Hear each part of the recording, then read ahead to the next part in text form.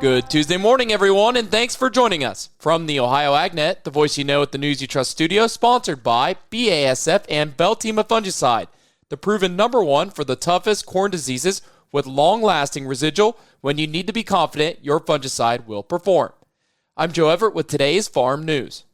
Farmers in the Buckeye State have been busy this planting season despite some weather challenges. Let's see how they're getting along. Coverage of the Ohio Crop Progress Report is sponsored by Relentless Ag. Every acre at peak performance. Learn more at relentlessag.com. Farmers across the state have been busy this past week. The USDA Crop Progress Report released on May 18th showed about half of Ohio's corn and soybean crops have been planted.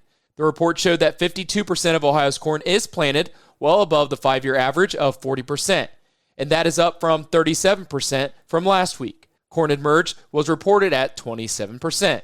As we look to soybeans, they were reported at 46% planted, ahead of the 5-year average of 35%. The report released last week detailed only 34% of the crop was planted. Soybeans emerged were recorded at 24%. To learn more on the numbers, you can find those today at ohioagnet.com. Now for today's weather, which is brought to you by Seed Consultants. Simply better performance online at seedconsultants.com. Here's the forecast. More moisture trying to work through the Buckeye State here in the next 24 hours. I'm Chief Meteorologist Ryan Martin. Let's take a look at that forecast update. Ohio is set to pick up some good rains. Maybe not right away here today. We're seeing mixed clouds and sunshine through the morning and midday hours. Clouds increasing this afternoon. Showers and thunderstorms showing up late afternoon through the evening and overnight. And I think we have to watch for moisture to linger through a large part of Wednesday at least, south and east of a line from Cincinnati to Cleveland. I think that's going to be a hot zone of action here. All in, all done, 1/4 to 1.5 inches of rain with that coverage in at 90%. We dry out everywhere with sunshine coming back for Thursday. Beautiful day Thursday. And then clouds return Friday with moisture coming up from the south and southwest. Everybody gets it for Friday afternoon through Saturday. We look for 1/4 to 1 inch at least, 100% coverage. Lingering showers on Sunday, may see a few more spits and sprinkles. Next week features a drier pattern north, wetter south. I'm Ryan Martin. Hey, thanks, Ryan. Now we check in with Dusty Sonnenberg for an update on weed control. Joining me today is Calvin Canfield. He's an agronomic service representative with Syngenta. Calvin, we want to talk about effective weed control and taking a program approach. Yeah, the program approach that I take is we're going to be chasing that planter. I want you to go out as soon as we get planted and put down a good multiple mode of action material. 3 modes of action would be ideal. The more modes of action, the more spreading the risk of resistance. There's a good university data that shows more modes of action, less chance of resistance. So first thing in this program is let's get a good product following planting. And then after that first residual shot, I want you to come out again. Let's clean up the escapes. If we had a few water hemps or whatever weed we're trying to control come out, we need to clean those up before they get too tall. I'm going to say 3 inches is that max height I want to see somebody trying to clean up a field. And then let's throw another shot of residuals. The Group 15s, that's a great material for water hemp and a lot of these hard to control weeds. Throw that in with your post material, recharge that soil with that residual chemistry, and then hopefully we'll make our way through canopy and not have any more weed problems for the season. My guest again today is Calvin Canfield, agronomic service representative with Syngenta. Reporting for the Ohio AgNet, I'm Dusty Sonnenberg. Hey, thanks, Dusty. Well, wet weather and heavy clay soils have delayed planting across much of northern Ohio. Mike Hannawald, field agronomist with Beck's Hybrid, shares practical guidance for growers facing late planting decisions. When it comes to corn, really, we want to stick with the plan. Unless we're really doing something extreme with 115-day corn or something excessive like that. The plan that we started with when we made our plans over the winter and we assigned what hybrid was going in what field and made those selections, we want to keep those adapted hybrids on the fields where they belong so they can get our best response. Now, the fear is always when we plant late, are we going to have wetter corn at harvest? And yeah, that's true. Corn needs heat to mature. However, the penalty of delayed planting is never as big as what it seems on the calendar because if you remember, for every day after May 1st, there's a 6.8 growing degree unit reduction in the total number of GDUs that corn needs to reach black layer. That's done from some research that both Ohio State and Purdue have done. And so when you look at being on May 20th, we're looking at fewer GDUs that we need to get that corn to black layer because the corn can detect it's a little bit late and it accelerates through the vegetative growth stages. Again, that was Mike Hannawald with Beck's Hybrids. To learn more, you can find this video today at ohioagnet.com. China has agreed to purchase at least $17 billion in U.S. agricultural products annually through 2028. That's according to the White House fact sheet released on Sunday following President Donald Trump's visit to Beijing. The agreement came after meetings between Trump and Chinese President Xi Jinping and represents one of the few concrete outcomes from the summit Trump previously described as a monumental event. The White House said the new commitments are in addition to the earlier agreement requiring China to purchase 25 million metric tons of U.S. soybeans annually through 2028. That soybean deal was reached during a broader trade truce negotiated at the leaders' October 2025 summit in South Korea. The administration also announced China renewed expired registrations for more than 400 U.S. beef facilities and added new approval plants, expanding market access for American producers. In addition, China has resumed poultry imports from U.S. states deemed free of avian influenza by the USDA. Stay tuned. We'll be back with more as the Ohio AgNet continues. Looking for heavy equipment but don't know where to buy? Purple Wave Auction has you covered. Always online and always no reserve. It's your destination for construction or ag equipment ready to work. We even sell semis, trailers, and fleet equipment for your operation. Best part? It's free to join. Head to purplewave.com. That's purplewave.com. Sign up for a free account and start bidding today. Purple Wave Auction, the easiest and most straightforward way to buy and sell equipment. Wake up, Ohio farmers! Ohio's Country Journal is bringing the coffee to you.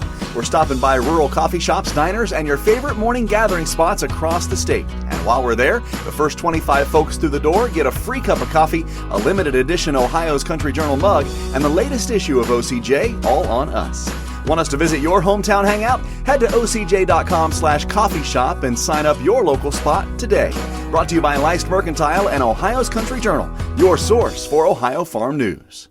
This is the Ohio AgNet, the voice you know with the news you trust. I'm Ty Higgins. If you live in rural Ohio, I don't have to tell you, there are challenges facing the agriculture sector and rural communities. How is USDA Rural Development working to improve the lives of rural Ohioans? Well, to find out, we bring in the director in Ohio for USDA Rural Development, Charles Tassel, to find out. Director Tassel, good to see you. Good to see you, Ty. How are you doing today? Doing great. So let's start from the beginning. Right. When people hear USDA Rural Development, they may not fully understand what your office actually does. Explain how rural development impacts the day-to-day lives of farmers and all of rural Ohioans.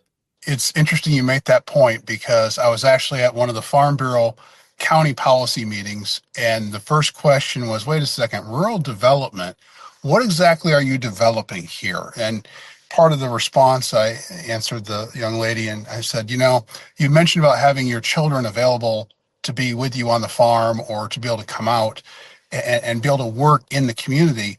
Well, we're focused on making sure you have those opportunities. We call it above ground or below ground. So whether it's the buildings that you see or the infrastructure you don't see, the water, the sewer, those kind of things we can help with, as well as, one of the biggest things we do, fire departments. A lot of departments have recently purchased new equipment, and they found the equipment doesn't necessarily fit in their old buildings. So we're helping them with some of the newer buildings. And again, this is one of those ways that we can help bring those, tax dollars and really help you stretch them out, because a local community can come to us, work through a process and say, hey, we want to build a fire department. We need to expand it. And we want to have that conversation early with them so that they can stretch out those dollars. Maybe it's a 20, 30, 35-year loan, and it lowers the cost on it so the cash flow isn't as much, so that they can have a lower bond and a lower levy as they go forward. Let's take this out to a more broader look at agriculture. I know you mentioned you were at a Farm Bureau meeting recently, so you know that farm families are dealing with tight margins, higher interest rates, uncertainty, a lot of it in agriculture right now. What programs or resources through rural development can help rural businesses and farm-related operations stay viable?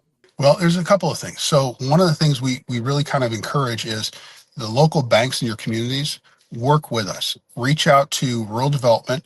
We want to help do guaranteed loans and help support the bank so that their capital is stretched out so we can actually help a lot more folks and really have that lower cost of loans and such going forward. Because if you don't have access to capital, you can't expand. And frankly, I know having parents who are, entrepreneurs and been an entrepreneur myself, if you don't have the capital, you're dead in the water. So we want to make sure that the businesses, I mentioned the grain mill, for example, those are the kinds of things that we want to be able to support.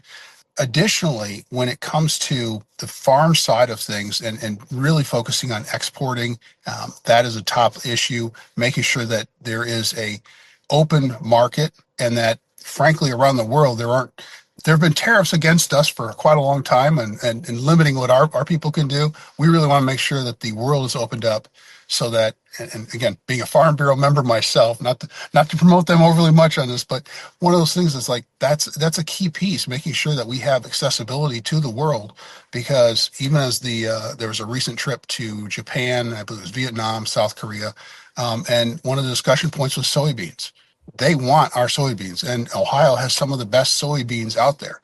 This is coming from a finance guy. I'm not even the farmer side of it. I do the finance side, and I can tell you, those guys want our soybeans, and they're actually inking deals because we can actually export it more, and we give a higher, better quality product from Ohio. Charles Tassel, the Director of USDA Rural Development for the state of Ohio. Really appreciate your time, and thank you for the information very much. Absolutely. Thank you, Ty. Hey, thanks, Ty.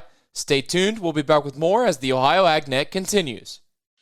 Ohio farmers, we know summer means long days in the field and plenty of work still to do. And the Ohio AgNet wants to bring lunch to your farm. The Feeding Farmers contest is back this summer, and we'll be choosing farms across Ohio for a visit from the Ohio AgNet, along with free lunch for your farm, family, and crew. If you'd like us to stop by this summer, get entered today at ohioagnet.com/feedingfarmers. Feeding Farmers is brought to you by Ag Revolution, Paradise Energy Solutions, and the Ohio AgNet. The way farmers get their information is expanding, and now there's a new dimension of farm news for the Buckeye State. Ohio AgNet TV. Learn from other farmers, see products and practices in action, and stay connected to what is happening both locally and nationally. Plus, watch expanded video coverage throughout the growing season and beyond, with regular updates from the field and stories that highlight the people, issues, and innovations driving Ohio agriculture. Don't miss a moment. Subscribe now on YouTube by searching Ohio AgNet TV, where Ohio agriculture comes to life.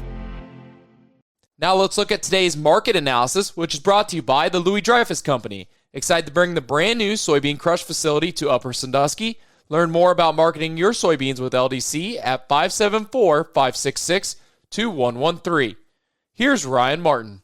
Grain market started the week yesterday on a very sharply higher note. Corn, beans, and wheat all up. The market was all aflutter yesterday morning of a White House information sheet, a debriefing, if you will, about the U.S.-China Trump-Xi summit. In that, there was a pledge from China to buy $17 billion worth of ag purchases above and beyond what they've already agreed to. That caught the market by a little bit of surprise. However, the market action yesterday was interesting, in my opinion, because this should have helped corn, and did corn rally strong? Yes, absolutely it did. However, soybeans rallied even more strongly, even though the Chinese said of this $17 billion worth, it's not going to be additional soybeans. They're done on soybeans. 25 million metric tons for this upcoming crop year is what it is. So it's going to be kind of interesting to see where we go from here. I'm Ryan Martin. Hey, thanks, Ryan. Now let's take a look at your overnight trade brought to us by Seed Consultants. Simply better performance online at seedconsultants.com.